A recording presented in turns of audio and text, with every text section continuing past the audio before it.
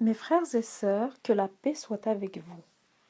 Le sujet de cette vidéo d'aujourd'hui, c'est d'expliquer quelle forme d'esclavage est permise dans l'islam d'après les textes du Coran.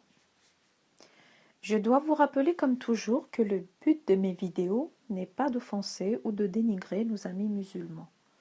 Le but de mes vidéos, dont celle-ci, c'est d'aider à comprendre certains sujets, non pas en les interprétant moi-même, mais en m'aidant des sources de l'islam, dont le Coran, donc le livre saint de l'islam, les sahirs dans la Sunna, la Sira, biographie officielle du prophète Mohammed, les tafsirs, c'est-à-dire les commentaires des éminents exégètes.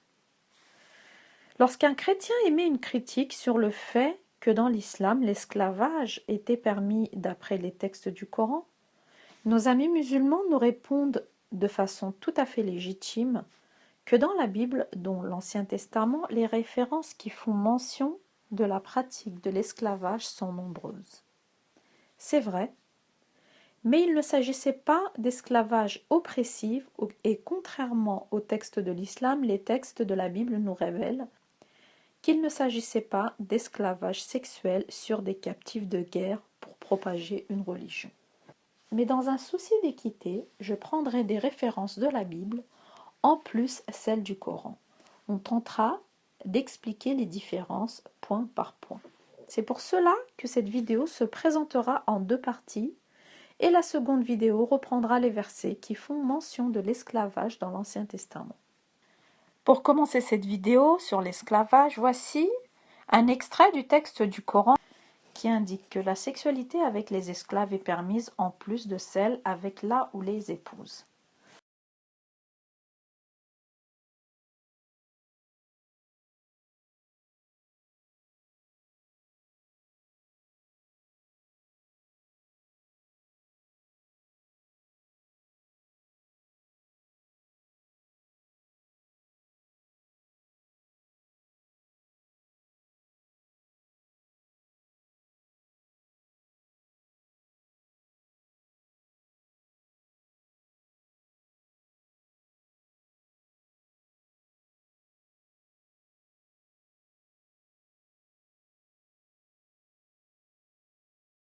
Coran, sourate 23, versets 1 à 7, dit ceci. Au nom d'Allah, le tout miséricordieux, le très miséricordieux. Bienheureux sont certes les croyants, ceux qui sont humbles dans leur salat, qui se détournent des futilités, qui s'acquittent de la zakat et qui préservent leur sexe de tout rapport, si ce n'est qu'avec leurs épouses ou les esclaves qu'ils possèdent, car là vraiment on ne peut les blâmer. Alors que ceux qui cherchent au-delà de ces limites sont des transgresseurs. Fin de citation. Voici l'extrait d'une émission de télévision arabe où un professeur d'études islamiques explique dans quel cadre la pratique de l'esclavage sexuel est permise dans l'islam. Écoutons-la. ملك اليمين كان نظاما موجودا قبل الإسلام في كل الأمم كل الدول مش الجاهلية وبس وكان أي حد يتاجر في الحر أو في الحرة ويبيع فيه اللي بنسميه بيع الأحرار زي ما بيحدث الآن اللي هو بيع الأعضاء والأحرار نفسهم وكلام من ده لكن لما الإسلام جه بقى نظمه بإيه؟ إن لا يكون إلا عن طريق الحرب المشروعة بين المسلمين وبين أعدائهم فأصل الحرب من النساء هم ملك اليمين بمعنى إن عشان أذلهم بيصبحوا ملكا للقائد أو للجيش أو للمسلم يستمتع بيهم كما يستمتع بزوجاته.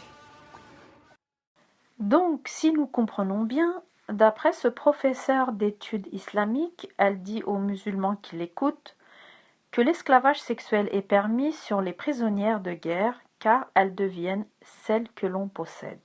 Selon elle, en vue de leur humiliation, ces femmes deviennent la propriété d'un chef militaire musulman ou d'un musulman tout simplement.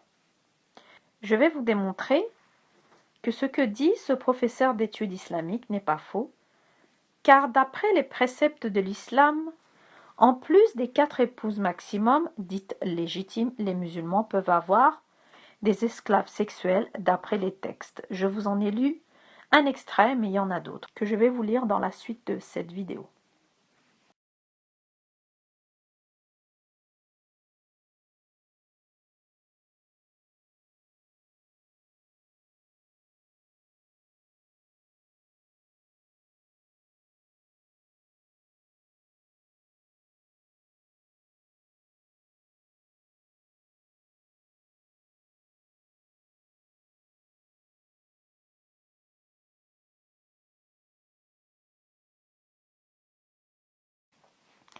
Évidemment, il n'est aucunement question de stigmatiser 1,4 milliard de musulmans dans le monde. Les musulmans, dans leur majorité, ne pratiquent plus ce genre de préceptes, même si d'après l'islam, le Coran est applicable jusqu'à la fin des temps et donc la parole d'Allah englobe le passé et l'avenir. Cette prescription figure dans les textes de l'islam et c'est la raison pour laquelle les gens de Daesh abusent de femmes qu'ils capturent pour en faire des esclaves sexuels puisqu'elles sont leur propriété, comme l'explique ce professeur d'études islamiques. Voici quelques images d'un documentaire qui dénonce la pratique de l'esclavage sexuel pratiqué par les gens de Daesh. À quelles conditions une femme peut-elle être réduite en esclavage? Quand la battre et la violer? 27 questions au total et autant de réponses, courtes et glaçantes. Publié il y a une dizaine de jours par le département des prisonniers et des affaires de la femme de l'État islamique, le document prend donc la forme d'un questionnaire simpliste. En résumé, toute femme de confession autre que musulmane peut être faite esclave, son propriétaire peut la violer quotidiennement et la frapper, sauf au niveau du visage. Exemple de question, est-il permis de violer une fille esclave avant sa puberté? Oui, répond le document. La barbarie théorisée en somme. Un autre écrit de l'État islamique fixe le prix des femmes esclaves, l'équivalent de 34 € entre 40 et 50 ans, 4 fois plus si elle a moins de 10 ans. Au gré de ses victoires en Syrie et en Irak, l'État islamique a capturé des dizaines de milliers de personnes. Les hommes doivent se convertir à l'islam ou mourir. Les femmes, elles, seraient au moins 5000 à servir d'esclaves sexuels. Pour comprendre cette pratique prescrite dans le Coran et pratiquée par les gens de Daesh ou de Boko Haram, un retour dans l'histoire de l'islam s'impose. À l'époque de Mohammed, puis les califes qui l'ont succédé, les hommes qui n'adhéraient pas à la religion d'Allah étaient tués et les femmes constituées prisonnières lorsqu'elles n'étaient pas vendues sur des marchés comme esclaves à d'autres pour en récolter un butin. Elles pouvaient être gardées par les musulmans en tant qu'esclaves sexuelles en toute propriété, en plus de leurs épouses.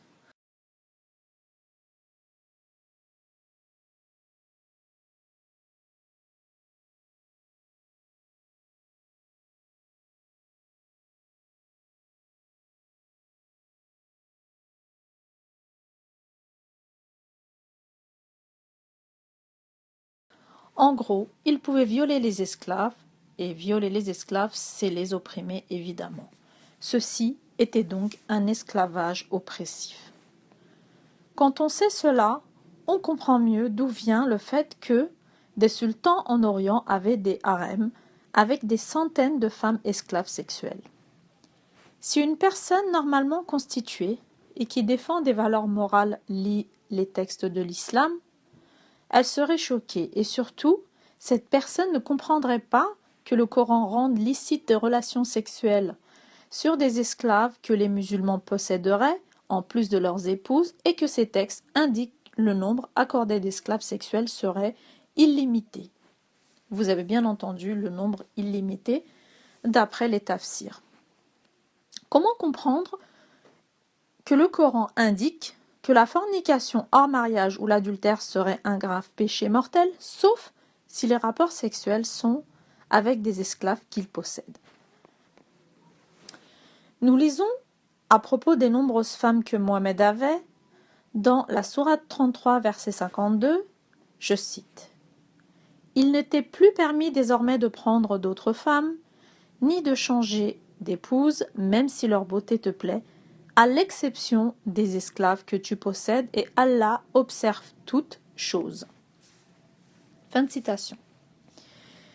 Et le tafsir du verset 33-52 par Ibn Kathir, page 206, précise ceci à ce propos. Je cite. « Nous n'oublions pas les règles que nous leur avons prescrites à l'égard de leurs épouses et de leurs esclaves. On entend par cela que l'homme ne peut avoir plus que 4 femmes à la fois en dehors des esclaves dont leur nombre est illimité. Dans chaque mariage, il doit y avoir un tuteur légal, une dot fixée et des témoins. Mais le prophète, qu'Allah le bénisse et le salue, en était exempt, et ceci afin qu'il n'y ait sur lui aucune charge embarrassante. » Fin de citation. Je n'ai pas inventé ces textes du Coran et des tafsirs. Ils existent, et les gens qui sont qualifiés de terroristes, d'extrémistes, de fondamentalistes ou de non-musulmans les appliquent à la lettre. Vous avez bien compris de qui je veux parler. Je veux parler de Boko Haram, de Daesh, de l'État islamique, etc.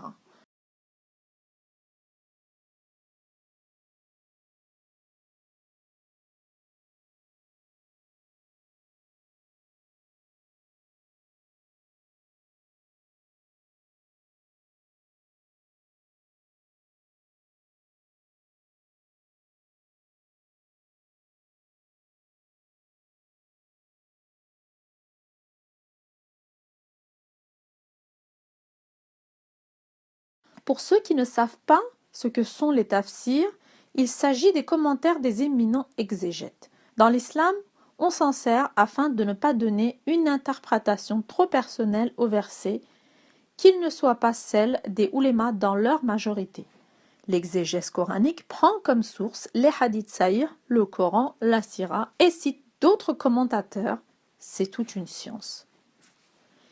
Puisqu'il est traduit en français, je prends toujours Ibn Kathir, qui est la référence chez les sunnites en matière d'exégèse coranique.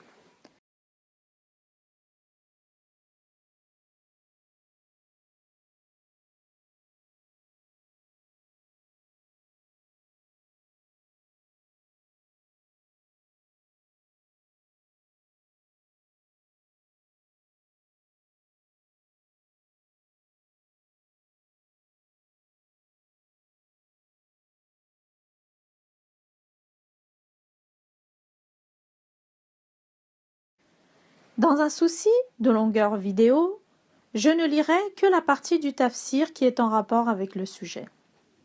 Mais parfois je lirai tout de même tout le tafsir concerné, si cela est nécessaire. Relisons la sourate 23, versets 1 à 7, qui dit ceci, je cite. « Au nom d'Allah, le tout miséricordieux, le très miséricordieux.